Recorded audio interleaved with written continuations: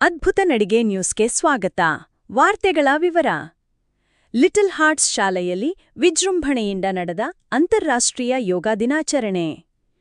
ಗಂಗಾವತಿ ನಗರದ Little Hearts ಶಾಲೆಯಲ್ಲಿ June 21ರಂದು ಅಂತಾರಾಷ್ಟ್ರೀಯ ಯೋಗ ದಿನಾಚರಣೆ 2026ನ್ನು ಅತ್ಯಂತ ಸಡಗರ ಮತ್ತು ಶಿಸ್ತಿನಿಂದ ಆಚರಿಸಲಾಯಿತು. ಈ ವರ್ಷದ ಘೋಷವಾಕ್ಯವಾದ ಯೋಗ ಫಾರ್ ಹೆಲ್ದಿ ಏಜಿಂಗ್ ಆಶಯದೊಂದಿಗೆ ಆಯೋಜಿಸಲಾಗಿದ್ದ ಕಾರ್ಯಕ್ರಮವು ಬೆಳಿಗ್ಗೆ 8 ಗಂಟೆಗೆ ಸರಿಯಾಗಿ ಪ್ರಾರಂಭವಾಯಿತು.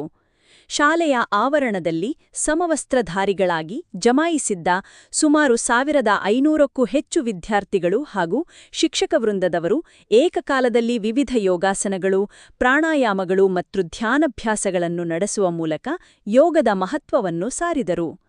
ಕಾರ್ಯಕ್ರಮದಲ್ಲಿ ಭಾಗವಹಿಸಿದ್ದ ಶಾಲೆಯ ಮುಖ್ಯೋಪಾಧ್ಯಾಯಿನಿ ಶ್ರೀಮತಿ ಪ್ರಿಯಾಕುಮಾರಿ ಅವರು ವಿದ್ಯಾರ್ಥಿಗಳೊಂದಿಗೆ ಯೋಗಾಸನ ಮಾಡುವ ಮೂಲಕ ಎಲ್ಲರಿಗೂ ಸ್ಫೂರ್ತಿಯಾದರು.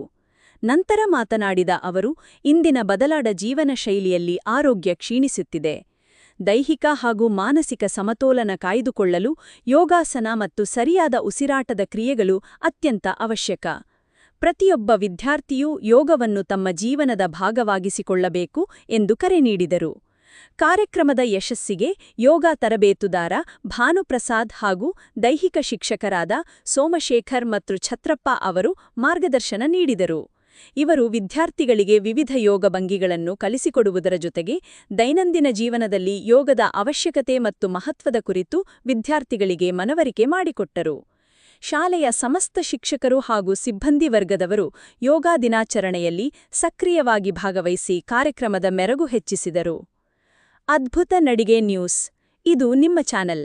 ಸಬ್ಸ್ಕ್ರೈಬ್ ಮಾಡಿ, ಶೇರ್ ಮಾಡಿ, ಪ್ರೋತ್ಸಾಹಿಸಿ. ಸುದ್ದಿ ಮತ್ತು ಜಾಹೀರಾತಿಗಾಗಿ ಸಂಪರ್ಕಿಸಿ ಶರಣಪ್ಪ 99726 13832.